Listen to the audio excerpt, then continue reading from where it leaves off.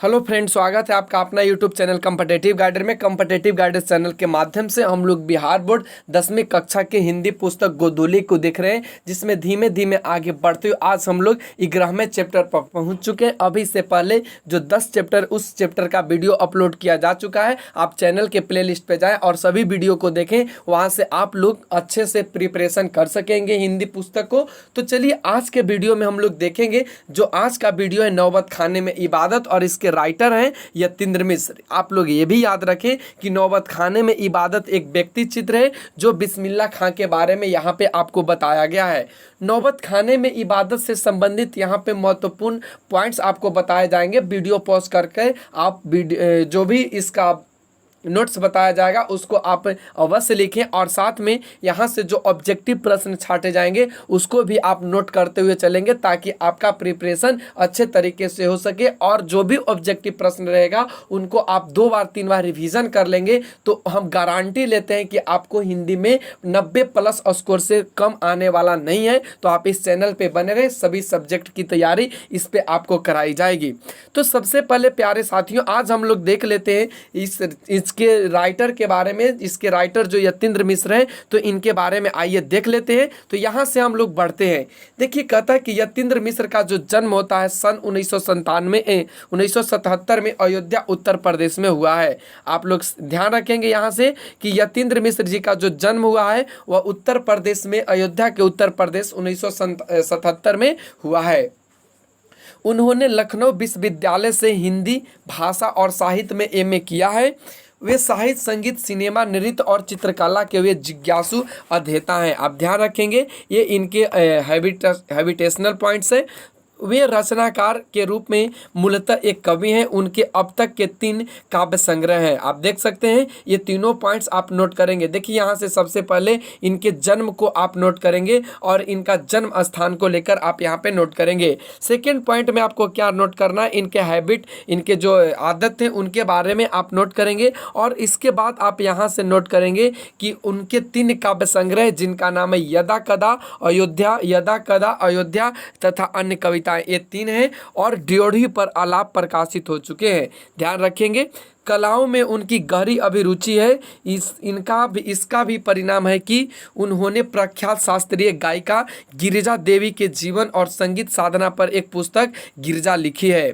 भारतीय नृत्य कलाओं पर विमर्श की पुस्तक है देवप्रिया, जिसमें भारतनाट्यम और उड़ीसा की प्रख्यात नृत्यांगना सोनल मानसिंह से यतीन्द्र मिश्र का संवाद संकलित है। तो आप इसको भी थोड़ा सा याद रख लेंगे, इसको भी आप याद कर लेंगे। यतीन्द्र मिश्र ने स्पीक मैके के लिए विरासत 2001 में एक के कार्यक्रम के लिए रूपंकर कलाओं पर केंद्रित पत्रिका थाती का संपादन किया। आप इसको याद रखेंगे, थाती पत्रिका का संपादन किसने किया, तो यतीन्द्र मिश्र जी ने किया है। संप्रति वे अर्धवार्षिक पत्रिका सहित का देखिए यहाँ से सहित का संपादन कर रहे हैं। वे साहित्य और कलाओं के संवर्धन और अनुशीलन के लिए एक सांस्कृतिक न्यास बिमल देवी फाउंडेशन का संचालन 1999 से कर रहे हैं। चलिए आगे बढ़िए। तो कहता है कि यतीन्द्र मिश्र ने रीतिकाल के अंतिम प्रतिनिधि कवि द्विदेश की ग्रंथावली का संपादन भी किया है। उन्होंने हिंदी के प्रसिद्ध कवि कुंवर नारायण पर केंद्रित 2 पुस्तकों के अलावा हिंदी सिनेमा के जाने माने गीतकार गुलजार की कविताओं का संपादन यार जुलाहे नाम से किया है। आप ध्यान रखेंगे, यार जुलाहे। यतीन्द्र मिश्र को अब तक भारत भूषण अग्रवाल, देखिए यहाँ से भारत भूषण अग्रवाल पुरस्कार, भारतीय भाषा परिषद युवा पुरस्कार, राजीव गांधी राष्ट्रीय एकता पुरस्कार, राजा पुरस्कार, देखिए यहाँ से हेमंत पुरस्कार, हेमंत स्मृति कविता पुरस्कार, ऋतुराज सम्मान आदि कई पुरस्कार प्राप्त हो चुके हैं। उन्हें केंद्रीय संगीत नाटक अकादमी नई दिल्ली और सराय नई दिल्ली की फेलोशिप भी मिला है। ध्यान रखिएगा ये सभी पॉइंट्स।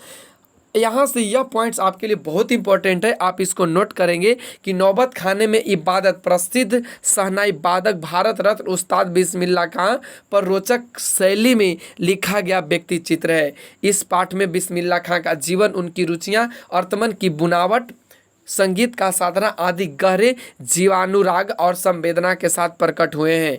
तो आप समझ गए कि यह चैप्टर क्या है। एक व्यक्ति चित्र है जिसमें शहनाई वादक, प्रसिद्ध शहनाई वादक, भारत रत्न से सम्मानित बिस्मिल्लाह खां पर रोचक शैली में लिखा गया एक व्यक्ति चित्र है। तो आइए अब हम लोग देखते हैं नौबत खाने में इबादत को पॉइंट्स बाय पॉइंट्स से।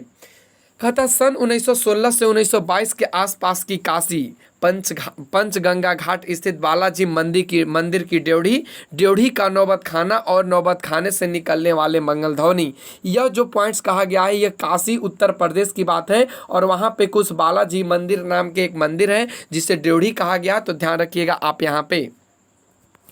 कमरुद्दीन अभी 6 साल का है और बड़ा भाई शमसुद्दीन 9 साल का। कमरुद्दीन को पता नहीं है कि राग किस चिड़िया को कहते हैं और ये लोग हैं मामू जान वगैरह जो बात बात पर भीम पलासी और मुल्तानी कहते रहते हैं। क्या वाजिब मतलब हो सकता है इन शब्दों का? देखिए यहाँ से कहता है कि क्या वाजिब हो सकता है इन मतलबों का, देखिए यहाँ से मतलब हो सकता है इन शब्दों का। इस लिहाज से अभी उम्र नहीं है कमरुद्दीन की जान सके, देखिए यहाँ से कि जान सके इन भारी शब्दों का वजन कितना होगा। गोया इतना जरूर है कि कमरुद्दीन एवं शमसुद्दीन के मामा द्वय सादिक हुसैन तथा अली बख्श देश के जाने माने शहनाई वादक हैं। आप ध्यान रखेंगे ये कमरुद्दीन के कौन थे? तो मामा जान थे। ये पॉइंट्स आपको नोट करने हैं जो एक जाने माने शहनाई वादक थे। चलिए आगे बढ़िए। तो यहाँ से देखिए कहता है कि विभिन्न रियासतों के दरबार में बजाने जाते रहते हैं। रोज नामचे में बालाजी मंदिर सबसे ऊपर आता है। हर दिन की शुरुआत वहीं ड्योढ़ी पर होती है। मंदिर के विग्रहों को पता नहीं कितना समझ है जो रोज बदल बदल कर मुल्तानी, कल्याण ललित और कभी भैरव रागों को सुनते रहते हैं। एक खानदानी पेशा है अली बख्श के घर का। उनके अब्बा जान भी यही ड्योढ़ी पर शहनाई बजाते रहते थे। जो कमरुद्दीन थे इनके अब्बा जान भी यही बालाजी के मंदिर पर ड्योढ़ी पर वे शहनाई बजाया करते थे। चलिए आगे की पॉइंट्स देखिए। तो यहाँ से कहता है कि कमरुद्दीन का जन्म डुमराव, ये आपको नोट करने हैं। कमरुद्दीन का जो जन्म होता है वह डुमराव बिहार के एक संगीत प्रेमी परिवार में 1916 में हुआ। 5-6 वर्ष डुमराव में बिताकर वह नाना के घर ननिहाल काशी में आ गए। शहनाई और डुमराव एक दूसरे के लिए उपयोगी थे। शहनाई बजाने के लिए रीढ़ का प्रयोग होता है, आप इसको नोट कर लेंगे। शहनाई बजाने के लिए किसका उपयोग होता है? तो रीढ़ का उपयोग होता है। चलिए आगे की ओर बढ़िए। तो यहाँ से कहता है कि रीढ़ के अंदर से पोली होती है जिसके सहारे शहनाई को फूंका जाता है। रीढ़ नरकट एक प्रकार की घास से बनाई जाती है जो डुमराव के आसपास की नदियों के कछारों में पाई जाती है। फिर भी कमरुद्दीन ही अपने उस्ताद बिस्मिल्लाह खां साहब थे। आप याद रखेंगे कमरुद्दीन कौन थे? तो ये उस्ताद बिस्मिल्लाह खां का बचपन का नाम है। आगे बढ़िए। तो कहता है कि इनके परदादा उस्ताद सलार हुसैन खां डुमराव निवासी थे। बिस्मिल्लाह खां उस्ताद पैगंबर बख्श खां के मिठन के छोटे साहबजादे थे। ध्यान रखिएगा बिस्मिल्लाह खां की उम्र मात्र 14 साल। वही पुरानी बालाजी का मंदिर जहां बिस्मिल्लाह खां को नौबत खाने रियाज के लिए जाना पड़ता, मगर एक रास्ता है बालाजी मंदिर तक जाने का। यह रास्ता रसूलन बाई और बतूलन बाई से होकर जाता है। इस रास्ते में कमरुद्दीन को जाना अच्छा लगता है। इस रास्ते न जाने कितने तरह तरह के आप देख सकते हैं यहाँ कितने तरह के बोले बनाओ, कभी ठुमरी, कभी ठप्पे, कभी दादरा के मार्फत ड्योढ़ी तक पहुँचते रहते। रसूलन बाई और बतूलन बाई जब गाती तब कमरुद्दीन को खुशी मिलती। अपने ढेरों साक्षात्कारों में बिस्मिल्लाह खां साहब ने स्वीकार किया है कि उन्हें अपने जीवन के आरंभिक दिनों में संगीत के प्रति आसक्ति इन्हीं गायिका बहनों को सुनकर हुई। यानी कि जो रास्ता से ये जाते थे बालाजी मंदिर, वह एक रास्ता था रसूलन बाई और बतूलन बाई, वहाँ से होकर का रास्ता जाता था और वह इसी रास्ते से जाने में उनको खुशी होती थी। और जब यहाँ से इनको ठप्पा, ठुमरी और कभी कभी दादरा इनको सुनाई देती थी तो इनको खुशी होती थी। और बहुत ऐसे साक्षात्कार हैं जिसमें बिस्मिल्लाह खां ये बता चुके हैं कि इन्हीं बहनों के बदला, इन्हीं गायिका बहनों के बदले जो हमने सुना है उनको सुनकर अपने संगीत में आगे की ओर प्रसार हुआ है या और प्रसार किया है। चलिए आगे की ओर बढ़िए तो देखिए यहाँ से कहता है कि एक प्रकार से उनकी अबोध उम्र में अनुभव की स्लेट पर संगीत प्रेरणा की वर्णमाला रसूलन बाई और बतूलन बाई ने उकेर दी। देखिए यहाँ से कहा है कि जो संगीत की वर्णमाला है उनके उकेरी उनके स्लेट पर, तो उनके स्लेट पर जो उकरने वाली थी उनका नाम रसूलन बाई और बतूलन बाई थी। चलिए आगे बढ़िए तो कहता है कि वैदिक इतिहास में शहनाई का कोई उल्लेख नहीं मिलता है। इसे संगीत शास्त्रांगत सुशीर वाद्यों में गिना जाता है। अरब देशों में फूंककर बजाए जाने वाले वाद्य जिसमें नाड़ी नरकट पर या रीढ़ होती है को नए बोलते हैं। ध्यान रखेंगे, नए बोलते हैं। शहनाई को शाहनीय अर्थात सुशीर वाद्यों में शाह की उपाधि दी गई।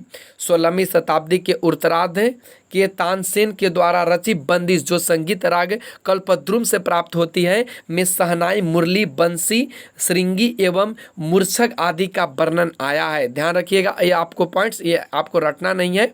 चलिए आगे की ओर बढ़िए तो यहाँ से कहता है कि अवधि पारंपरिक लोकगीतों एवं चैती में शहनाई का उल्लेख बार बार मिलता है। आप ध्यान रखिएगा। मंगल का परिवेश प्रतिष्ठित करने वाला यह वाद्य इन जगहों पर मांगलिक विधि विधानों के अवसर पर ही प्रयुक्त हुआ है।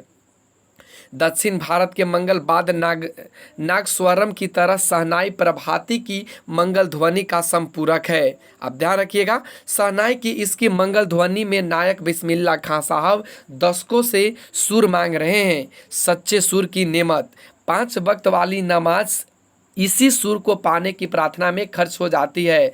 लाखों सजदे इसी एक सच्चे सुर की इबादत में खुदा के आगे झुकते हैं। यानी बिस्मिल्लाह खां कहते हैं कि मैं जो 5 वक्त का नवाज करता हूँ इन्हीं के लिए करता हूँ कि हे खुदा, मेरा जो आवाज़ है, मेरा जो सुर है उसको आप बनाए रखो। आप उस सुर को मेरे इस तरह से उकेर दो कि ताकि मैं कहीं पर शहनाई बजाऊँ तो ऐसा सभी लोगों को फील हो, ऐसा सभी लोगों को महसूस हो कि मेरे जैसा शहनाई वादक और कहीं नहीं है। एक कहते हैं बिस्मिल्लाह खां अपने खुदा से। वे नमाज के बाद सजदे में गिड़गिड़ाते हैं और कहते हैं कि मेरे मालिक एक सुर बख्श दे। और वह नमाज के अदा करने के बाद वे सजदे के रूप में मांगते हैं अपने खुदा से और गिड़गिड़ाते हैं, कहते हैं कि मेरे मालिक एक सुर बख्श दे। सुर में वह तासीर पैदा कर कि आंखों में सच्चे मोती की तरह अनगढ़ आंसू निकल आए। उनका यही यकीन था कभी खुदा यूं ही न उन पर मेहरबान होगा और अपनी झोली से सूर का फल निकालकर उनकी ओर उछालेगा, फिर कहेगा ले जा कमरुद्दीन, इसको खा ले और कर ले अपनी मुरादें पूरी।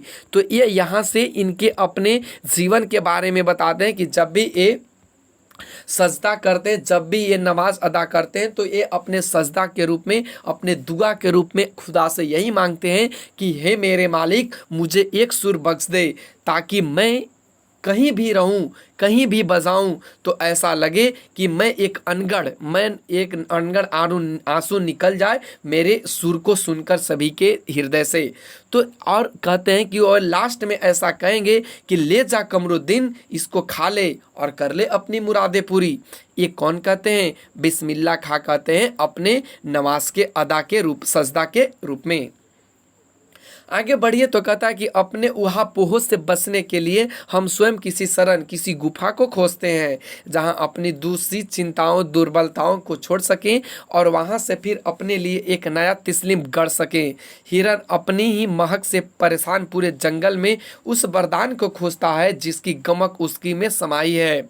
कई दशक तक बिस्मिल्लाह खां यही सोचते आए कि सातों सुर को बरतने की तमीज उनके सलीके से अभी तक क्यों नहीं आई है। बिस्मिल्लाह खां और शहनाई के साथ जिस मुस्लिम पर्व का नाम जुड़ा है वह है मुहर्रम। याद रखिएगा, ये पॉइंट्स आप नोट करके याद रखेंगे। मुहर्रम का महीना वह होता है जिसमें शिया मुसलमान हजरत इमाम हुसैन एवं उसके कुछ वंशजों के प्रति आज़ादारी यानी शोक मनाना मानते हैं। पूरे 10 दिनों का शोक। वे बताते हैं कि उनके खानदान का कोई व्यक्ति मुहर्रम के दिनों में न तो शहनाई बजाता है, न ही किसी संगीत के कार्यक्रम में शिरकत ही करता है। 8वीं तारीख उनके लिए खास महत्व की होती है। इसी दिन खां साहब बड़े होकर शहनाई बजाते एवं दाल मंडी में फातमान के करीब 8 किलोमीटर की दूरी तक पैदल रोते हुए नौहा बजाते जाते हैं। तो ये इनके ज़िंदगी की बात है, ये इनके पॉइंट्स की बात है, आप यहाँ से देख सकते हैं। चलिए आगे बढ़िए। तो यहाँ कहता है कि इसी दिन कोई राग नहीं बजाता, राग रागनियों की अदायगी का निषेध है इस दिन। उनकी आंखें इमाम हुसैन और उनके परिवार के लोगों की शहादत में नम रहती है, अज़ादारी होती है, हजारों आंखें नम, 1000 बरस की परंपरा पुनर्जीवित, मुहर्रम संपन्न होता है। एक बड़े कलाकार का सहज मानवीय रूप इसे अवसर पर आसानी से दिखा जा सकता है। देखिए यहाँ से इन सजदा करते वक्त ऐसे कहते हैं। चलिए आगे के ओर बढ़िए। यही हैं उस्ताद बिस्मिल्लाह खां। मुहर्रम के गमजाद माहौल से अलग कभी कभी सुकून के क्षणों में वे अपनी जवानी के दिनों को याद करते हैं। वे अपने रियाज को कम कम उन दिनों के अपने जुनून को अधिक याद करते। वो अपने अब्बा जान और उस्ताद को कम पक्का महाल की कुलसुम हलवाइन की कचौड़ी वाली दुकान एवं गीता वाली और सुलोचना को ज़्यादा याद करते।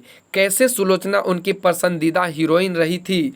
बड़ी रहस्यमय मुस्कुराहट के साथ गालों पर चमक आ जाती थी।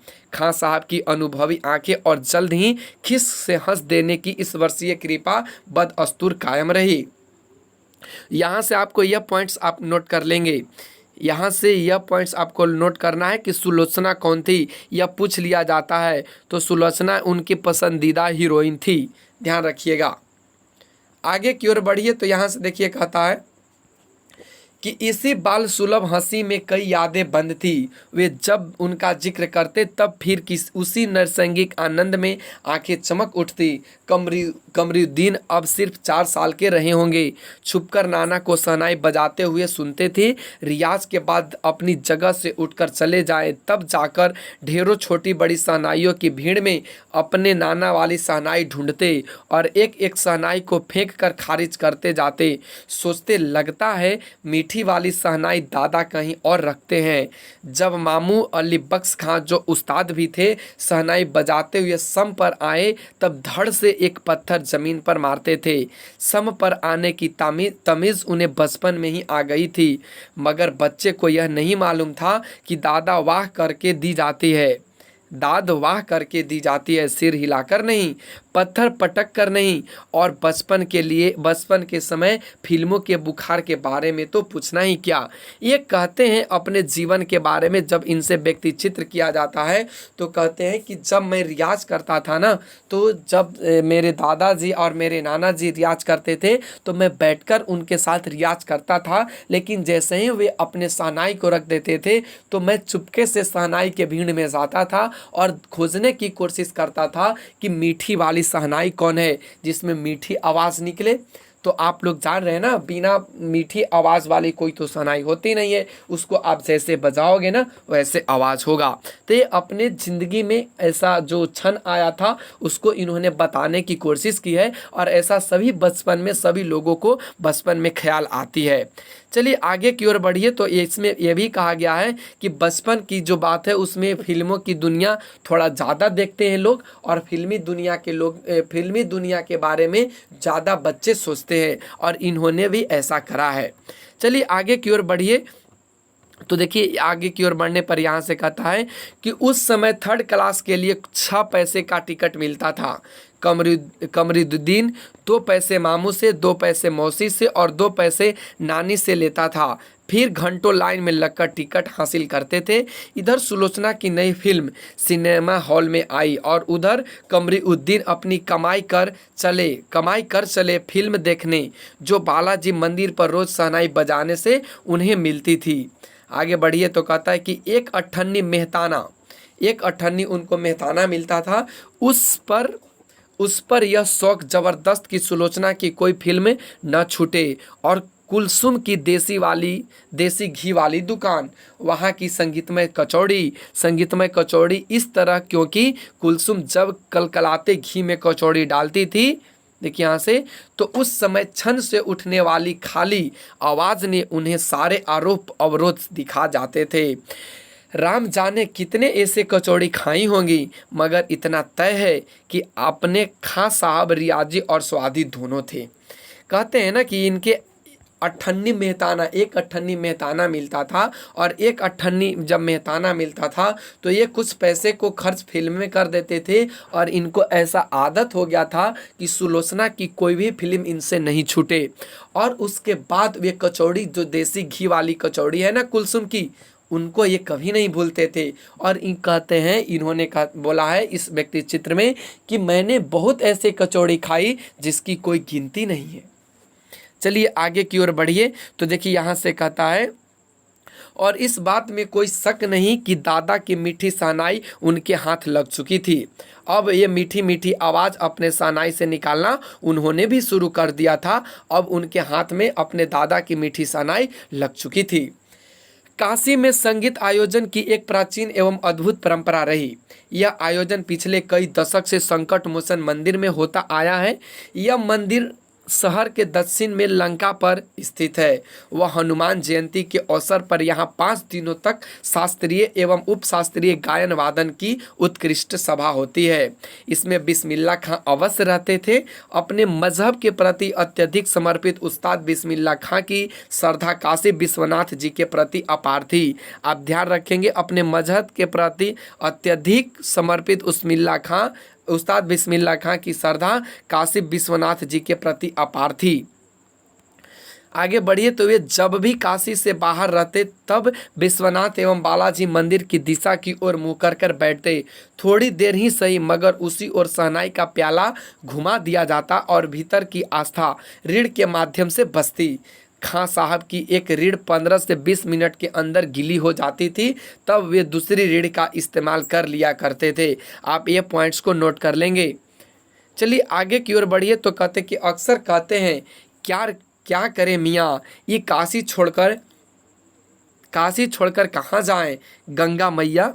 देखिए यहाँ से कहता है गंगा मैया, यहाँ बाबा विश्वनाथ, यहाँ बालाजी का मंदिर, यहाँ हमारे खानदान की कई पुश्तों ने शहनाई बजाई है। हमारे नाना तो वहीं बालाजी मंदिर में बड़े प्रतिष्ठित शहनाई बाज रह चुके हैं। अब हम क्या करें, मरते दम तक न यह शहनाई छूटेगी न काशी। ये कहते हैं बिस्मिल्लाह खां जी।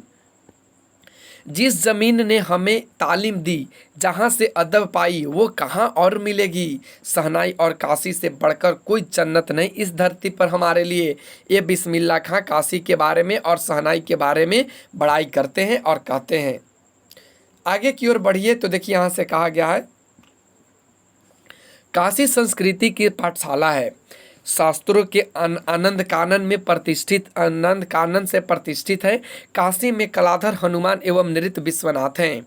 काशी में बिस्मिल्लाह खां थे। काशी में हजारों सालों का इतिहास है, जिसमें पंडित कंठे महाराज थे, विद्याधारी थे, बड़े रामदास जी थे, मौजुद्दीन खां थे। इन सब रसिकों से उपकृत होने वाला अपार जन समूह। यह एक अलग काशी है जिसकी अलग तहजीब है, अपनी बोली और अपने विशिष्ट लोग हैं।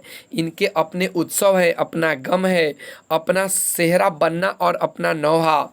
आप यहाँ संगीत को भक्ति से, भक्ति को किसी भी धर्म के कलाकार से, कजरी को चैती से, विश्वनाथ को विशालाक्षी से, बिस्मिल्लाह खां को गंगा द्वार से अलग करके नहीं देख सकते। ये कहते हैं बिस्मिल्लाह खां अपने व्यक्ति चित्र में।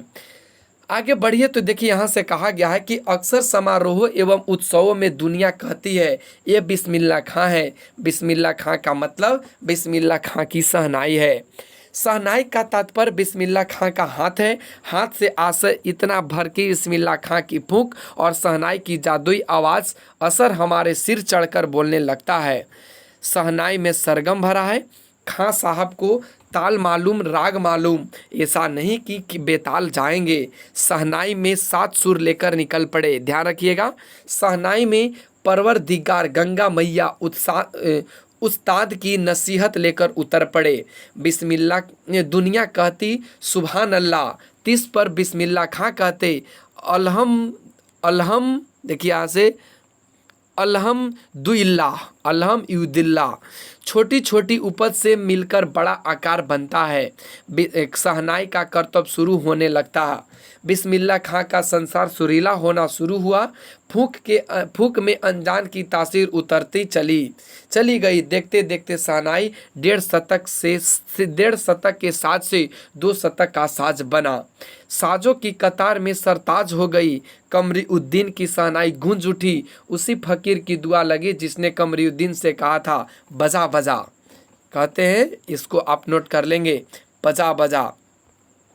किसी दिन एक शिष्या से डरते डरते खां साहब को टोका, बाबा आप यह क्या करते हैं?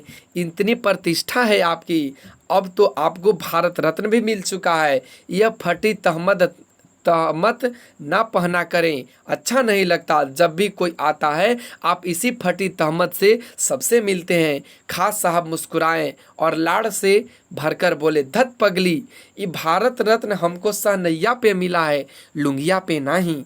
आप इसको याद रखेंगे, आप इसको याद रखेंगे। और ये भी आप याद रखेंगे कि फटी तहमत ना पहना करें, ये कौन बोला था? तो इनके एक शिष्या बोली थी डरते डरते। ध्यान रखिएगा ये पॉइंट्स को। आगे बढ़िए। तो तुम लोग की तरफ बनाव सिंगार देखते रहते तो हम उम्र बीत जाती, हो चुकती सहनाई, तब क्या खाक रियाज हो पाता। ठीक है बेटिया, आगे से नहीं पहनेंगे, मगर इतना बताए देते हैं कि मालिक से यही दुआ है, फटा सुर न बख्शे। ये कहते हैं कि फटा सुर न बख्शे। लुंगिया का क्या है, आज फटी है तो कल सिल जाएगी। वे कहते हैं कि वे खुदा से दुआ करते हैं कि मेरा जो सुर है ना शहनाई का, वह फटा हुआ न बख्शे। ये लुंगी की क्या कीमत या लुंगी की क्या है, आज जो फट गई है वह कल सिल जाएगी, लेकिन जो फटा हुआ सुर रहेगा वह कल नहीं सिल पाएगी। ये ऐसा कहते हैं बिस्मिल्लाह खां जी अपने शिष्या से। आगे की ओर बढ़िए तो कहता, सन 2000 की बात है। पक्का महल काशी विश्वनाथ से लगा हुआ इलाका से मलाई बर्फ बेचने वाले जा चुके हैं। खां साहब को इसकी कमी खलती है। अब देसी घी में वह बात कहाँ, और कहाँ वह कचौड़ी जलेबी। खां साहब की बड़ी शिद्दत से कमी खलती है। अब संगीतों के लिए गायकों के मन में कोई आदर नहीं रहा। खां साहब अफसोस जताते हैं, अब घंटों रियाज को कौन पूछता। हैरान है बिस्मिल्लाह खां, कहाँ वह कजली, चैती और अदब का ज़माना। ये कहते हैं कि जिस तरह से अब जो शहनाई संगीत को लेकर किया जा रहा है भेदभाव, वह देखकर ये कहते हैं कि अब कहाँ कोई संगीत रहा, कहाँ वह चैती रहा, कहाँ वह अदब ज़माना रहा जहाँ घंटों रियाज किया करते थे। आगे बढ़िए तो कहता, सचमुच हैरान करती है काशी, पक्का महाल से जैसे मलाई बर्फ गया। संगीत साहित्य और अदब बहुत सारी परंपराएं लुप्त हो गई। एक सच्चे सुर साधक और सामाजिक की भांति बिस्मिल्लाह खां साहब को इन सब की कमी खलती थी। काशी में जिस तरह बाबा विश्वनाथ और बिस्मिल्लाह खां एक दूसरे के पूरक थे, उसी तरह मुहर्रम, तजिया और होली, अबीर गुलाल की गंगा जमुनी संस्कृति भी एक दूसरे के पूरक रहे। अब भी जल्दी ही बहुत कुछ इतिहास बन चुका है, अभी आगे कुछ इतिहास बन जाएगा। फिर भी कुछ बचा है जो सिर्फ काशी में है। काशी आज भी संगीत के स्वर पर जगती और उसी की थापों पर सोती है। काशी में मरण भी मंगल माना गया है। काशी आनंद कानन है। सबसे बड़ी बात यह है कि काशी के पास उस्ताद बिस्मिल्लाह खां जैसे लय और सुर की तमीज सिखाने वाला नायब हीरा रहा है, जो हमेशा से दो कौमों को एक होने एवं आपस में भाईचारे के साथ रहने की प्रेरणा देता रहा है। भारत रत्न से लेकर इस देश के ढेरों विश्वविद्यालयों की मानद उपाधियों से अलंकृत एवं संगीत नाटक अकादमी पुरस्कार एवं पद्म भूषण जैसे सम्मानों से नहीं, बल्कि अपनी अजेय संगीत यात्रा के लिए बिस्मिल्लाह खां साहब भविष्य में हमेशा संगीत के नायक बने रहे। आप ये पॉइंट्स को नोट कर लेंगे, पूरे पॉइंट्स को, ठीक है ना। चलिए आगे की ओर बढ़िए। तो कहता है कि 90 वर्ष की भरी पूरी आयु में 21 अगस्त 2006 को संगीत रसिकों के हार्दिक सभा से हमेशा के लिए विदा हुए खां साहब की सबसे बड़ी दिन यही है कि उनकी सारी उम्र उन्होंने संगीत को संपूर्णता एवं एकाधिकार से सीखने की जिजीविषा में अपने भीतर जिंदा रखी। तो उम्मीद है आज के लिए बस इतना ही। यहाँ से कुछ महत्वपूर्ण क्वेश्चन है, आप इसको देख लेंगे। क्वेश्चन कहा गया कि डुमराव की महत्ता किस कारण से धारण है, तो आप बता सकते हैं यह बिस्मिल्लाह खां से रिलेटेड है, शहनाई वादक बिस्मिल्लाह खां। सुशिरवाद क्या होते हैं, किन्हें कहा जाता है, शहनाई शब्द की व्युत्पत्ति किस शब्द से हुई है, तो हमने ऊपर बता रखा है वीडियो में, आप 2-3 बार देखेंगे तो उम्मीद है आपको समझ में आ जाएगा। मुहर्रम पर्व से बिस्मिल्लाह खां के जुड़ाव का परिचय पाठ के आधार पर देना है, किस तरह से ये पाठ के आधार पर बिस्मिल्लाह खां मुहर्रम के पर्व त्यौहार मनाते हैं, तो याद रखेंगे। चलिए यहाँ से हम कुछ आपको पॉइंट्स और बताने वाले हैं, इसमें से आपको कुछ रचना के आधार पर वाक्यों की प्रकृति बताना है, तो आप इसको बता देंगे। तो आज के लिए बस इतना ही, फिर अगले वीडियो में मिलते हैं। तब तक के लिए इस चैनल पे बने रहें और अगले वीडियो का वेट करें। अगले दिन मिलते हैं अगले वीडियो में। Take care, bye bye, thanks for watching.